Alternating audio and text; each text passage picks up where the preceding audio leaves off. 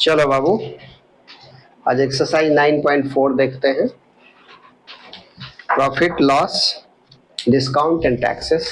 Comment section में taxes का demand आया है तो टैक्स अभी डाल रहे हैं। बाकी कोई और अगर डिमांड आएगा तो वो भी डाल देंगे। बुक का नाम आपको पता ही है, innovative mathematics class 8, good luck publisher limited, chapter 9.4 जो है profit loss discount and taxes. इस चैप्टर में प्रॉफिट पे भी क्वेश्चन अलग से चैप्टर है, एक्सरसाइज है सॉरी, लॉस पे अलग से है, डिस्काउंट पे अलग से है एंड टैक्सेस पे अलग से है। प्रॉफिट एंड लॉस पे एक अलग से एक्सरसाइज होगा, प्रॉफिट और लॉस पे अलग अलग नहीं रहता है, एक साथ ही रहता है। तो अभी हम टैक्सेस पे जो चैप्टर है, जो एक्सरसाइज है, एक्सरसाइज 9.4 उसको देख रहे हैं। बहुत ही इजी एक्सरसाइज है, सिर्फ मेरा ये इंट्रोडक्टरी पार्ट आप देख लीजिए। इंट्रोडक्टरी पार्ट आप देख लोगे तो जो भी सवाल है, 10 सवाल है, वो आसानी से आपका बन जाएगा। मेरा पूरा वीडियो देखने की जरूरत ही नहीं पड़ेगी, सिर्फ आप इंट्रोडक्शन देख लीजिए कि टैक्सेस का मैं 5 मिनट का एक इंट्रोडक्शन दे रहा हूँ। देखो बाबू, टैक्सेस जो है वो गवर्नमेंट लेती है पब्लिक से, और टैक्सेस के थ्रू गवर्नमेंट को इनकम होता है, और उसी इनकम के थ्रू फिर डिफरेंट स्कीम्स, कुछ भी गवर्नमेंट अगर करेगी तो उसको पैसा चाहिए, और वो पैसा कहाँ से आएगा, तो टैक्स से आएगा। तो हम लोग एज ए पब्लिक अगर नौकरी करते हैं, हमें वेतन मिलता है, तो गवर्नमेंट हमसे इनकम टैक्स लेती है। अगर आप घर खरीदते हो, शहर में घर में रह रहे हो, तो गवर्नमेंट आपसे होल्डिंग टैक्स लेगी। मैंने कहा इनकम टैक्स, मैंने कहा होल्डिंग टैक्स। अगर आप घर खरीदते हो तो उस घर में रहते हो, तो उस शहर के म्यूनिसिपैलिटी में जाके आपको हर साल कुछ पैसा देना होगा। वो उस शहर में रहने के कारण, आपके घर के कारण आपको बिजली, रोड का सप्लाई मिल रहा है, की सुविधा मिल रही है, तो उस एवज में होल्डिंग टैक्स लेती है। आपको, आपकी सैलरी है या आप दुकान चलाते हैं तो आपका कुछ इनकम होता है, तो आपसे इनकम टैक्स लेता है। ये पैसा हम लोग खुद डायरेक्ट गवर्नमेंट के अकाउंट पे देते हैं। जो पैसा हम लोग डायरेक्टली खुद जाके देते हैं, या ऑनलाइन देते हैं, या म्यूनिसिपैलिटी के ऑफिस में जाके होल्डिंग टैक्स जमा करते हैं, या इनकम टैक्स हम लोग डायरेक्ट कैसे देते हैं, तो हर एक एम्प्लॉई का जो ऑफिस होता है वो उसे डायरेक्ट सैलरी से ही काट लेता है। तो ये पैसा डायरेक्ट हम लोग गवर्नमेंट को देते हैं, इसीलिए इसको डायरेक्ट टैक्स बोला गया है। अब एक दूसरा टैक्स होता है इनडायरेक्ट टैक्स, जो आप देते हो लेकिन आपको पता भी नहीं चलता है। आप रेस्टोरेंट में खाना खाने जाते हो, अगर आप 100 रुपए का खाना खाते हो तो आपको उस पे 5 रुपए एक्स्ट्रा लेता है वो रेस्टोरेंट का दुकानदार। उस 100 रुपए को वो अपने पास रखता है और वो 5 रुपया गवर्नमेंट को दे देता है। आपको पता भी नहीं चला, आपने 105 रुपए का खाना खाया और आप आ गए। तो वहां जो 5 रुपया लगा वो आप खाना खाते समय दे दिए। अगर आप एक बिस्किट का डब्बा खरीदते हो, उसका दाम अगर 5 रुपया है, तो उसमें भी 25 पैसा टैक्स के रूप में आप दे रहे हो। आप कुछ भी परचेज करते हो तो उसका जो भी प्राइस होता है उसमें कुछ न कुछ टैक्स का एलिमेंट जुड़ा रहता है। तो आप उस परचेज के थ्रू गवर्नमेंट को टैक्स दे रहे हो, डायरेक्ट आप जाके गवर्नमेंट के अकाउंट में नहीं दे रहे हो। तो इसीलिए इसका नाम इनडायरेक्ट टैक्स है। इनडायरेक्ट टैक्स हम लोग इनडायरेक्ट क्यों बोला गया है, क्योंकि हम लोग खुद जाके गवर्नमेंट को नहीं देते हैं, हमसे बीच का एक पार्टी लेता है, कोई होलसेलर लेता है, या कोई रिटेलर लेता है, या कोई मैन्युफैक्चरर लेता है। ओके, होलसेलर, रिटेलर, मैन्युफैक्चरर, ये 3 वर्ड मैं बोल रहा हूं, अभी मैं आपको बता दूंगा। यानी आपसे कोई लेता है और वो फिर गवर्नमेंट को देता है, इसीलिए इसको इनडायरेक्ट टैक्स कहते हैं। जैसे आप जियो के दुकान में मोबाइल खरीदने चले जाते हो, मोबाइल का दाम 10,000 रुपया है, तो 10,000 रुपया पर आपको अलग से कुछ 14% या 18% टैक्स लगेगा। तो आपको 10,000 आप प्लस 18% ऑफ 10,000 टैक्स के रूप में आपको देना होगा। तो आपको टोटल कितना लगेगा, 10,000 लगेगा और प्लस उसका 18% लगेगा। ये टोटल जोड़ के जितना होगा उतना आपको टैक्स के रूप में देना पड़ेगा। तो ये जो 10,000 था वो मोबाइल का एक्चुअल कॉस्ट था, एक्चुअल प्राइस था। इसको आप प्राइस बोल दीजिए या लिस्ट प्राइस बोल दीजिए। इसी लिस्ट प्राइस पे या प्राइस पे अलग से एक टैक्स के रूप में अमाउंट लगता है। 1 जुलाई 2017 से टैक्स के रूप में क्या लगता था, तो वैट लगता था, सेल टैक्स लगता था, सर्विस टैक्स लगता था, ये सब डिफरेंट टाइप का टैक्स लगता था। इसके डिटेल में जाने की जरूरत नहीं है क्योंकि ये सब अब इतिहास की बातें हो चुकी है। 1 जुलाई 17 से इस सब को हटा दिया गया और गवर्नमेंट ने कहा कि हम एक जीएसटी लेंगे आपसे, गुड्स एंड सर्विस टैक्स आपसे लेंगे। जीएसटी, अगर आप 100 रुपये का कोई मोबाइल खरीद रहे हैं तो गवर्नमेंट ने उस पर अगर 18% का जीएसटी रखे हुए है तो आपको 100 लगेगा और प्लस 18 लगेगा, यानी आपसे लिया जाएगा 118 रुपये। उस 18 रुपये को क्या किया जाता है, अगर किसी स्टेट में आप रहते हैं, सपोज आप पंजाब में हैं, तो पंजाब गवर्नमेंट आधा पैसा ले लेगा और उसका आधा यानी 9 रुपया पंजाब गवर्नमेंट को चला जाएगा और बाकी जो रेस्ट आधा बचेगा 9 रुपया वो सेंट्रल गवर्नमेंट को चला जाएगा। यानी इस जीएसटी, जो भी जीएसटी आपसे लिया जाएगा इनडायरेक्ट टैक्स के रूप में, उसका 50% स्टेट गवर्नमेंट रखते हैं और 50% सेंट्रल गवर्नमेंट रखते हैं। कितना लगेगा तो वो हर आइटम पे अलग अलग परसेंटेज आपके सवालों में दिया रहेगा। इस दुनिया में भी हर आइटम पे गवर्नमेंट ने परसेंटेज फिक्स कर रखा है। जो भी लिस्ट प्राइस है उस पर आप परसेंट निकाल लीजिए और उसका 50% स्टेट गवर्नमेंट और बाकी 50% सेंट्रल गवर्नमेंट। लेकिन इसमें एक कंडीशन है कि अगर सामान को का sale and purchase intra state sale हो रहा है। इंट्रा स्टेट सेल मतलब आप पंजाब का सामान बिहार में नहीं बेच रहे हो, पंजाब का सामान पंजाब में ही बेच रहे हो, ओके, तो उसको बोलते हैं with in the state, that is intra state. और अगर पंजाब का कोई सामान बिहार गवर्नमेंट खरीदेगी या बिहार में बिकेगा, हम बिहार में हैं, मैं बिहार में पटना में हूँ और मैं कोई एक डीलर पंजाब में बैठा है, उसको मैं बोलूँ कि मुझे फला आइटम भेज दीजिए, तो वो पंजाब से सेल हो रहा है और बिहार में सेल हो रहा है। तो इस स्थिति में जो जीएसटी लगता है उसका नाम है आईजीएसटी, ओके। ये आईजीएसटी है, इंटर स्टेट जीएसटी। और ये जो जीएसटी है इसको बोलते हैं सीजीएसटी या एसजीएसटी। नाम के झमेले में आप मत जाओ, आप समझो जीएसटी अगर within the state sale हो रहा है तो जो भी परसेंटेज जीएसटी रहेगा, सपोज 10% है, उसका जो भी अमाउंट आएगा, अगर 12 रुपया आएगा 10% सपोज, तो 12 रुपये का आधा स्टेट गवर्नमेंट लेगा, उसको state government goods and service tax बोलते हैं, और बाकी उसका आधा central government goods and service tax के रूप में सेंट्रल गवर्नमेंट ले लेगा। तो जो भी जीएसटी आपका निकलेगा उसका 50% को एसजीएसटी बोलेंगे और बाकी 50% को सीजीएसटी बोलेंगे। और अगर इंटर स्टेट सेल हो रहा है, यानी पंजाब का कोई सामान सेल हो रहा है बिहार में, तो सिर्फ जो भी जीएसटी का परसेंटेज होगा वो पूरा का पूरा सेंट्रल गवर्नमेंट को चला जाएगा और उसको हम आईजीएसटी बोलते हैं, ओके। क्वेश्चन ट्रू फॉल्स में आ सकता है कि अगर इंटर स्टेट सेल है तो क्या लगेगा, सीजीएसटी प्लस एसजीएसटी या आईजीएसटी। अगर इंटर स्टेट सेल है यानी एक स्टेट से बाहर दूसरे स्टेट में बिक रहा है तो आईजीएसटी लगेगा, सिंपल सी बात। और अगर पंजाब का सामान पंजाब में ही बिक रहा है तो जीएसटी जो भी वैल्यू आएगा उसका आधा सेंट्रल गवर्नमेंट को जाएगा सीजीएसटी के रूप में, के नाम से, सीजीएसटी के नाम से, और बाकी आधा एसजीएसटी के नाम से स्टेट गवर्नमेंट को जाएगा, okay. GST is applicable on list price और at price.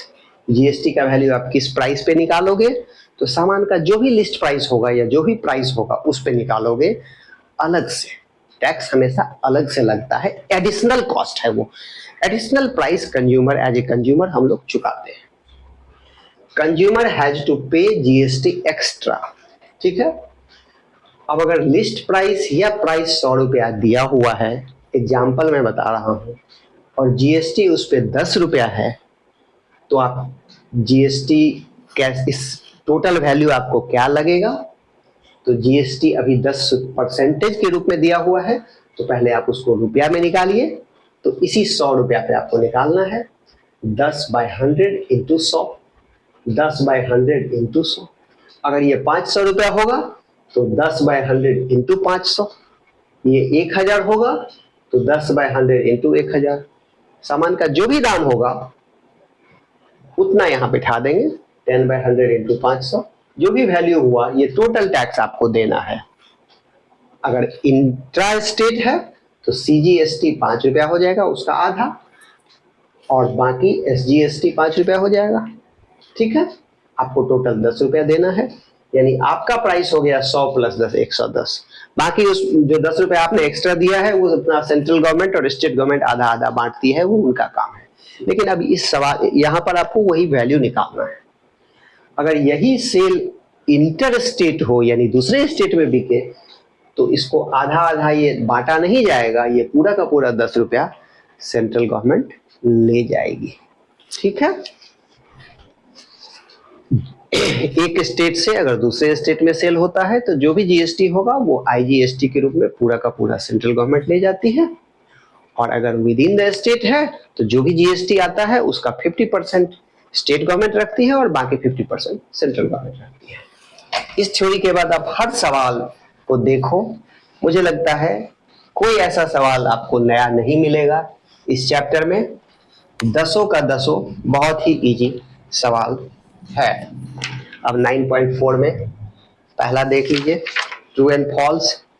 GST is an indirect tax. Of course GST हम डायरेक्टली गवर्नमेंट को नहीं देते हैं, हम या तो रेस्टोरेंट वालों को देते हैं या जो मोबाइल बेचते हैं उनको देते हैं, तो ये हम इनडायरेक्टली पे करते हैं, तो इनडायरेक्ट टैक्स है।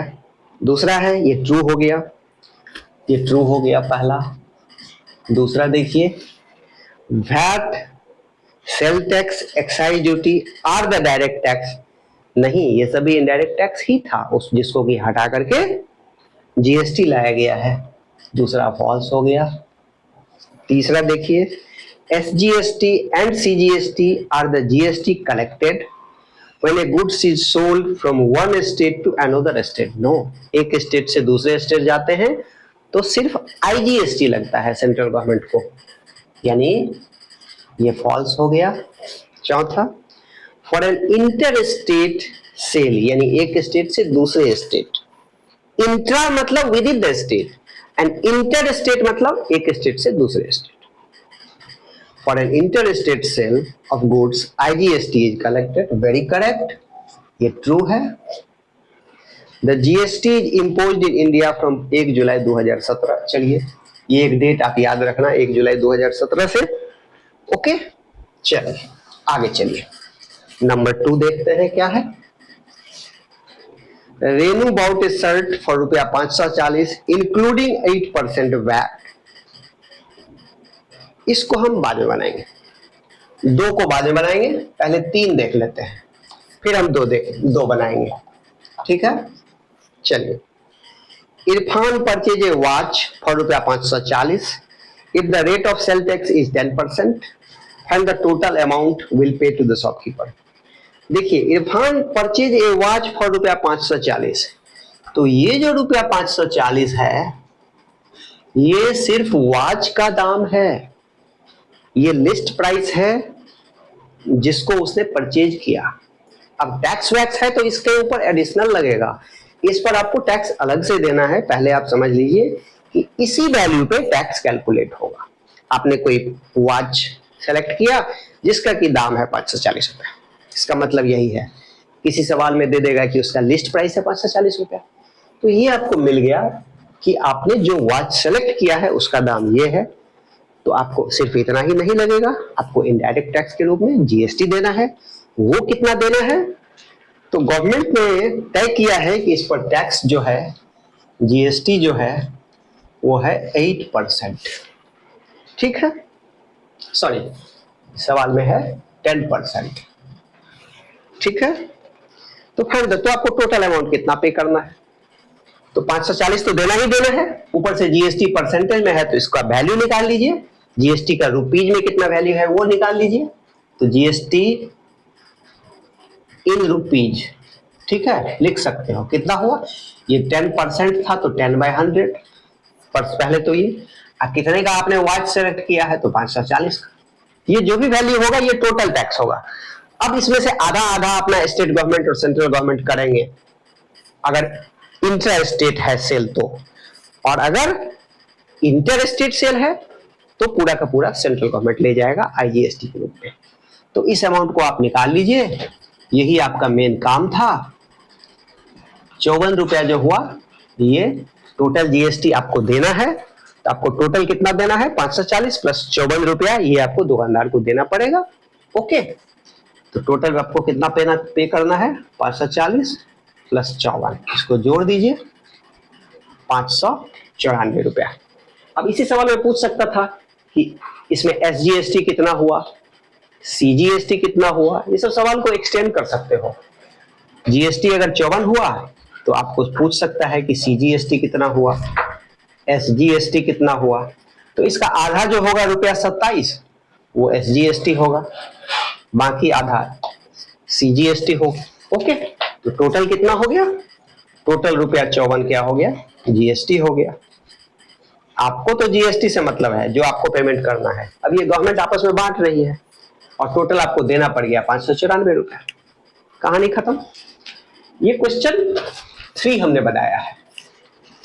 क्वेश्चन 2 में आपको देखो बाबू, टोटल तो आपको 594 देना है, आपको सवाल में 540 दिया हुआ था, अब क्वेश्चन 2 में उल्टा कर दिया है।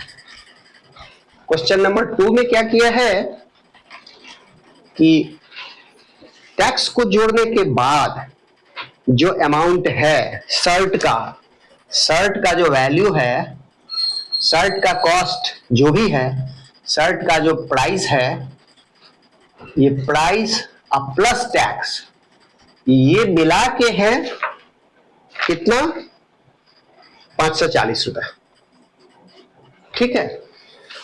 यहां पर टैक्स वैट लिखे हुए हैं, यहां जीएसटी भी लिख सकता था, कुछ भी लिख सकता था, वैट के रूप में बोल दिया है कि 540 रुपया वैट जोड़ के किसी को पेमेंट करना पड़ा शर्ट खरीदने के लिए, और टैक्स है कितना, तो टैक्स है 8%, ठीक है। तो आपको ये प्राइस निकालना है। क्वेश्चन नंबर 3 में क्या था, प्राइस दिया हुआ था, इसका परसेंटेज दिया था, आपको टोटल प्राइस निकालना था, यहां पर इसका ओरिजिनल प्राइस निकालना है, ठीक है। तो मान लीजिए कि ये कितना है, x रुपया है, x रुपया इसका ओरिजिनल प्राइस है, 8% वैट लगा, टोटल 540 हुआ, वही x आपको निकालना है। तो पहले वैट कितना हुआ ये निकाल लो, इस सवाल में जीएसटी का चर्चा नहीं करके वैट का चर्चा किया है, तो हम वैट निकाल लेते हैं। तो वैट तो होगा 8%, तो 8/100 इंटू एक्स, ये वैट हमेशा ही प्राइस पे होता है, ठीक है। तो ये अमाउंट हो गया टोटल टैक्स। अब ओरिजिनल प्राइस इसका x था, अब लगेगा 8x/100, ये दोनों मिला के हुआ 540।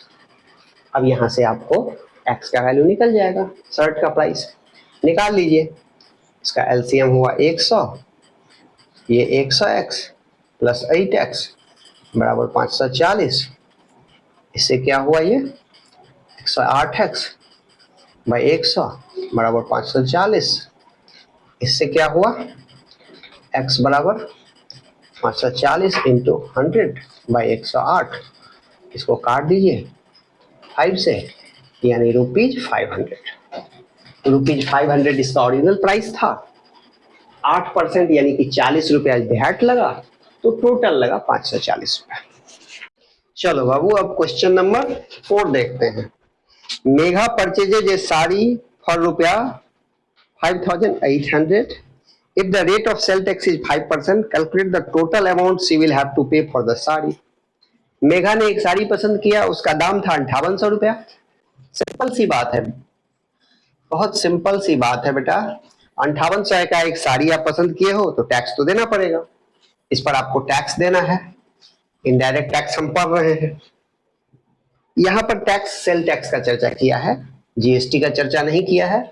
चलो तो सेल टैक्स लिख देते हैं, तो सेल टैक्स आपको देना है, ओके। और इस ये परसेंटेज के रूप में दे दिया है 5%, ठीक है। तो टोटल आपको कितना प्राइस लगा वही निकालना है। साड़ी आपने परचेज किया, आपको सेल टैक्स देना है, तो ये टैक्स हमेशा जो आपने लिस्ट प्राइस है या जो प्राइस है जो आपने पसंद किया है उसी पे देना है। तो चलिए सेल टैक्स का वैल्यू निकालिए। सेल टैक्स परसेंटेज में दिया हुआ है, अब हम रुपीज में निकालते हैं। तो सेल टैक्स इन रुपीज क्या हो गया, 5% है तो 5/100 इंटू इस प्राइस पे 5800, सिंपल। 8 पंचे 40, 5 पंचे 25, 4 29, 290 रुपए आपको लगा, तो टोटल प्राइस कितना हो जाएगा, दिस प्लस दिस, जोड़ दो। ये सब सवाल क्या हमसे बनवाओगे, सिंपल सा सवाल है, 6090 रुपया, सिंपल सा सवाल है। चलो मैं आगे बढ़ रहा हूं। चलो question 5, the list price of dining table is 8800, what amount will a consumer have to pay if the rate of VAT is 8%? आपने एक डाइनिंग टेबल पसंद किया जिसका लिस्ट प्राइस कितना है, लिस्ट प्राइस मतलब कि जो कस्टमर जो देगा उसमें से जितना पैसा दुकानदार को मिलेगा, अब बाकी एडिशनल आपको टैक्स के रूप में देना है। ये लिस्ट प्राइस हो गया रुपीज 8800, वैट आपको देना है 8%, चलिए आपको देना पड़ेगा कुछ वैट 8%, तो टोटल आपको कितना पे करना है, तो वैट आप निकाल लो, ये तो वैट परसेंटेज में है, यही पे निकाल लो रुपीज में, तो 8/100 इंटू 8800, सॉरी 8800, जो भी होगा ये हो जाएगा रुपया में, ये कटा 8 8 64 6 64 6 70, 704 रुपया आपको वैट लगा, तो टोटल प्राइस कितना पेमेंट किया, रुपया 8800 प्लस रुपया 704, जो होता है जोड़ के देख लो। चलो कहानी खत्म। क्वेश्चन 6 चलो, a manufacturer in Jharkhand sells an iron product to a wholesaler in Rajasthan, listed rupaya 5000, simple सा चीज है। कोई मैन्युफैक्चरर है, सपोज एक लकड़ी का व्यापारी है जो लकड़ी का सामान बनाता है, लकड़ी का सामान बनाया तो वो मैन्युफैक्चरर हो गया, लकड़ी का एक अलमारी बनाया और वो बेचा किसको, तो राजस्थान के किसी दुकानदार को। अब वो राजस्थान का दुकानदार बेचेगा पब्लिक को राजस्थान में, तो मैन्युफैक्चर यहाँ झारखंड में वैसा है जो लकड़ी का सामान बना रहा है, वो होलसेलर झारखंड राजस्थान में बैठा है, तो यहाँ झारखंड से सामान बिक रहा है राजस्थान में, तो यहाँ जीएसटी जो भी आप दोगे वो आईजीएसटी दोगे, क्योंकि यहाँ एक स्टेट से दूसरे स्टेट में माल बिक रहा है और वो पूरा का पूरा सेंट्रल गवर्नमेंट को जाएगा। इतना तो क्लियर हो गया, बाकी सब सेम करना है जैसे इसमें करते थे। 5000 का वो सामान है, उस पे रेट है 18%, तो calculate the cost price of the product of the wholesaler, तो होलसेलर को कितना प्राइस पड़ेगा, ठीक है। तो कॉस्ट कितना है, लिस्ट प्राइस कितना है 5000, लिस्ट प्राइस जो भी मैन्युफैक्चरर का सामान है उसका लिस्ट प्राइस है 5000, और आपको जीएसटी अलग से जो लगेगा उसका रेट क्या है 18%, ठीक है। मैन्युफैक्चरर झारखंड में है और ये जीएसटी 18% लगेगा, तो ये कितना होगा, इसी पर आप यहाँ अमाउंट निकाल लीजिए सबसे पहले।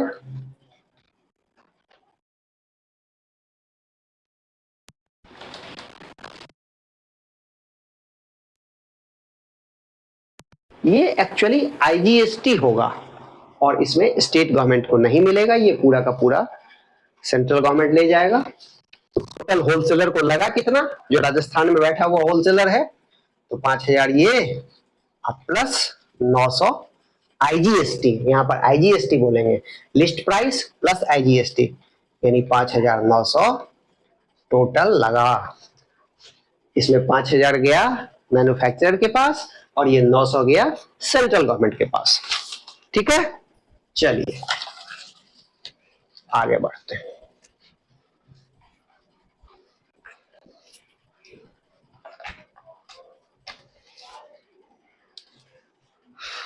ए retailer sells good to consumer, यहाँ पे रिटेलर कंज्यूमर को बेच रहा है। आप डेली जो दुकान में जाके दूध लाते हो, सब्जी लाते हो, बिस्किट लाते हो, उसमें दुकानदार रिटेलर होता है और जो खरीदने गया है वो कंज्यूमर है। तो जो भी आप दोगे सामान का, जो भी वैल्यू देते हो, सपोज दूध लेते हो या सब्जी लेते हो या बिस्किट लेते हो, तो वो उसमें उसका जो प्राइस होता है प्लस जो जीएसटी होता है वो जोड़ के आप देते हो। ठीक है, यहां देखिए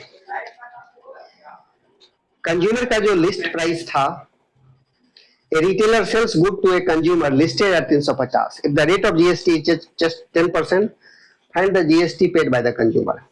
350 रुपए का कोई सामान था, ठीक है, लिस्ट प्राइस मतलब लिस्ट प्राइस या प्राइस जो भी है, ये उसका ओरिजिनल प्राइस बता रहा है जो कि दुकानदार के पास रहता है, उस पर जीएसटी एडिशनल लगता है। तो इसका वैल्यू कितना है, इसका दाम कितना है, 350 रुपया, और इस पर आपको जीएसटी देना है, इस पर आपको जीएसटी देना है। वो कितना देना है, जीएसटी देना है 10%। ठीक है, find the GST paid by the consumer and find the cost price of the goods for the consumer. तो आपने जीएसटी कितना दिया, पहले ये पूछ रहा है, तो जीएसटी इन रुपीज, ये तो 10% है, तो आपको इसको रुपया में कन्वर्ट करना पड़ेगा, 350, तो ये 35 रुपया का जीएसटी हो गया। Okay, find the cost price of the goods for the consumer. तो कंज्यूमर को टोटल कितना पड़ा, कंज्यूमर का कॉस्ट प्राइस क्या हो गया, पैसा लगा, that will be the consumers cost price. Simple सी बात है, 350 का सामान था प्लस 35 रुपया आपने जीएसटी दिया, तो 385 रुपया पड़ा आपका cost price.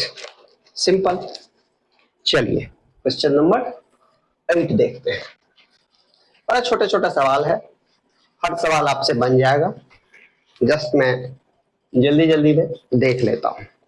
A wholesaler in Maharashtra sells good to a retailer in Maharashtra. Maharashtra का होलसेलर है और वो महाराष्ट्र में बेचता है, यानी कि आईजीएसटी नहीं लगेगा। जो भी जीएसटी होगा उसका आधा स्टेट गवर्नमेंट को जाएगा और आधा सेंट्रल गवर्नमेंट को जाएगा। तो जो सामान बेच रहा है उसका दाम है 10,000।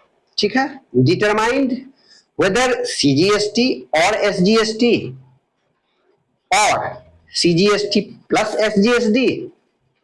एसजीएसटी और IGST is applicable here. Maharashtra का सामान है, महाराष्ट्र में बिक रहा है, तो आईजीएसटी तो नहीं लगेगा क्योंकि विद इन स्टेट है। तो जो भी लगेगा, जो भी जीएसटी होगा उसका आधा एसजीएसटी और आधा सीजीएसटी ये हम लोग पे करेंगे। यानी हम सिर्फ एसजीएसटी नहीं पेमेंट करेंगे या सिर्फ सीजीएसटी नहीं पेमेंट करते हैं, हम दोनों मिला के जीएसटी जो होता है वो पेमेंट करते हैं। तो यहाँ सीजीएसटी प्लस एसजीएसटी लगेगा, जो आपको देना है उसी को जीएसटी बोलते हैं। सिर्फ सीजीएसटी नहीं और एसजीएसटी नहीं, यहाँ लिखा हुआ है सीजीएसटी प्लस एसजीएसटी, इसी को तो जीएसटी बोलते हैं। हम लोगों को ये दोनों देना पड़ता है। अगर 18% है तो आप 18% का वैल्यू निकालते हो, यहाँ पे 10% है, तो जो भी 10% निकलेगा 10,000 का, वो सीजीएसटी और प्लस एसजीएसटी मिला के होगा, तो हम वही पेमेंट करेंगे। Calculate the cost price of the goods for the retailer. ठीक है, एक होलसेलर बेच रहा है रिटेलर को, आप लकड़ी का एक फर्नीचर बिक रहा है 10,000 रुपए का है, मान लो एक कोई 10,000 का एक सामान है, उसका वैल्यू क्या है, उसका वैल्यू यानी प्राइस कितना है, प्राइस बोल दो, लिस्ट प्राइस बोल दो, लिस्ट प्राइस लिख रहा हूं, लिस्ट प्राइस कितना है 10,000। ठीक है, तो आपको इस पर जीएसटी देना है, जीएसटी कितना देना है 10%।